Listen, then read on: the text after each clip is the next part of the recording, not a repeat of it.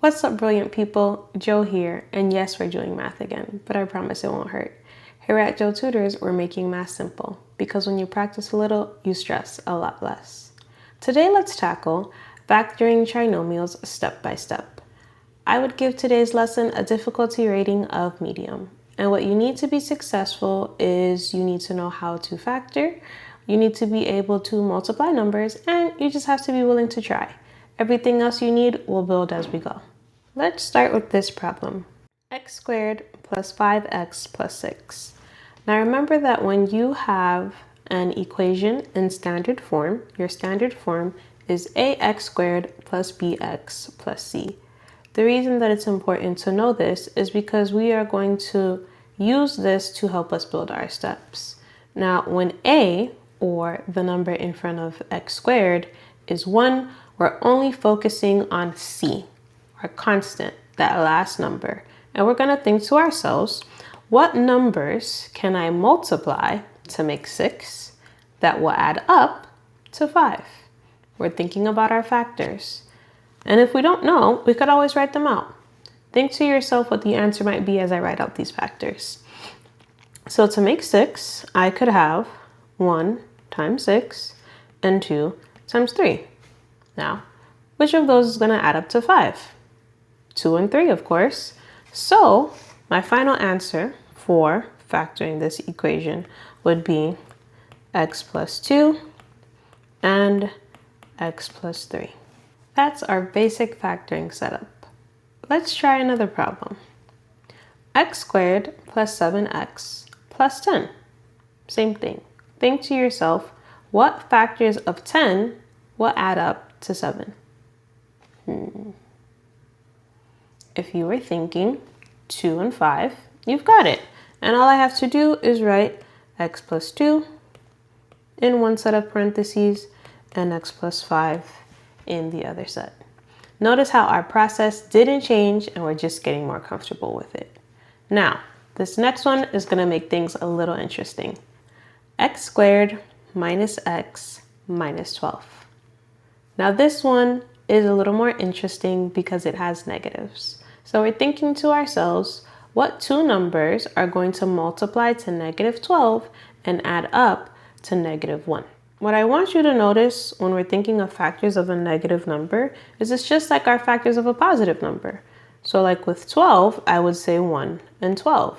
But in the case of negative 12, I could have a negative 1 and a positive 12, or I could have a positive 1 and a negative 12.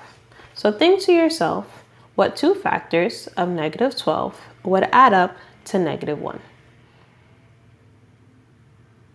Now, if you were thinking the numbers 4 and 3, you're on the right track. Which one of those should be negative if I am adding them to create a negative 1? The answer? A negative 4. So my factors are negative 4 and a positive 3. And what does that look like when I write it out? X minus 4 times x plus 3. And there you have it.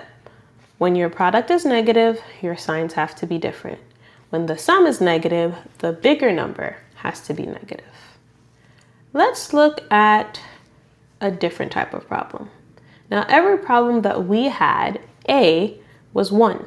The number in front of x squared was 1. But sometimes the number in front of x squared is not going to be 1. We're going to use the same strategy of multiplying and finding two numbers that add up to our middle term. But we're going to add one extra step to help us get there. Let's look at it as we go into this next problem. Here we have 2x squared plus 7x plus 3. Remember, in standard form, you have ax squared plus bx plus c.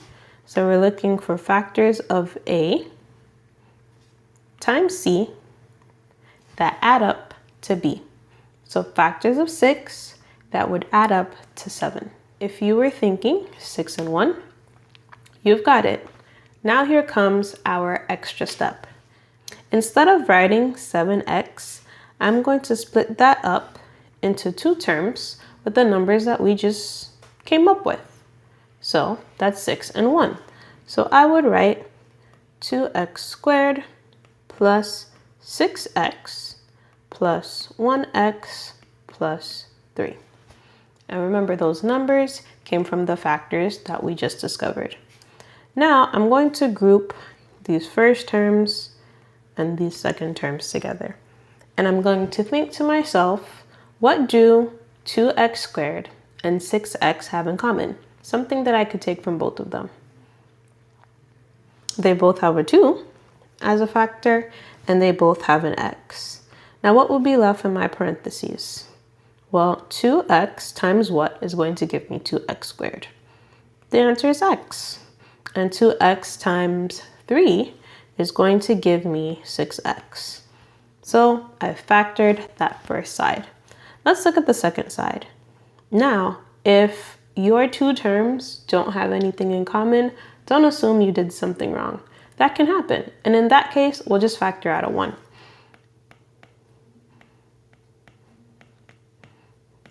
Now, here is the way you are going to know that you did these things right.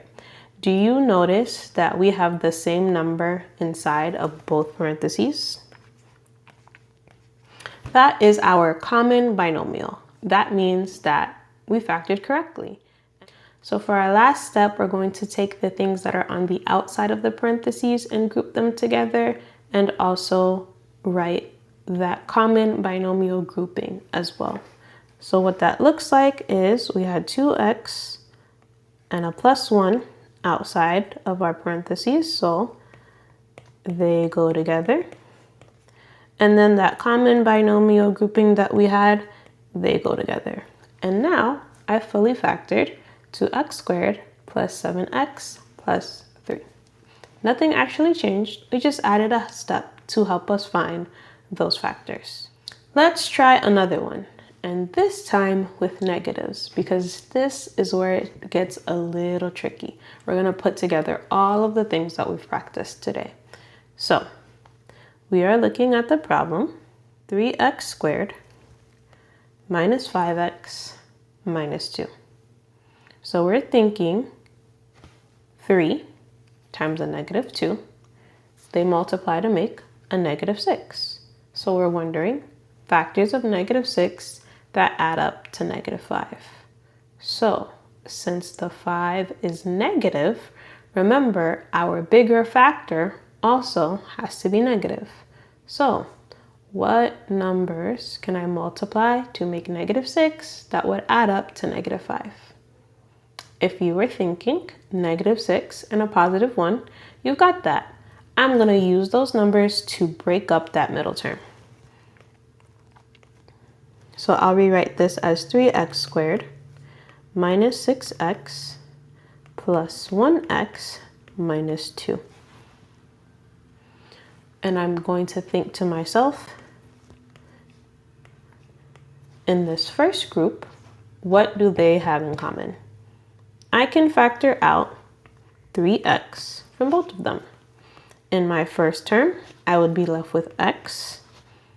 And in my second term, I would be left with minus 2. And now let's look at my other group. They don't seem to have anything in common, so I'm just going to factor out a 1. And I would be left with x minus 2. I have the same thing, so that means I'm on the right track. And for my final step, I'm going to take things on the outside of my parentheses and group them together.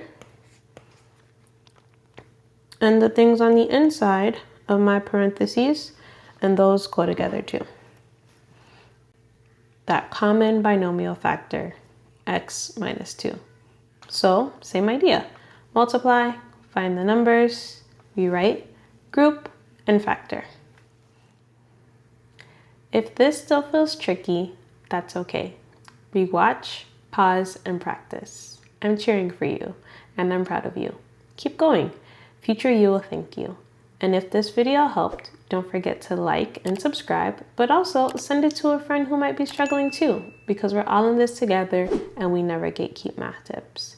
If you're looking for some more one-on-one support, feel free for you or your parent to check out the link in my bio, and maybe we can get you scheduled for some tutoring with me. In the meantime, I'll see you next time.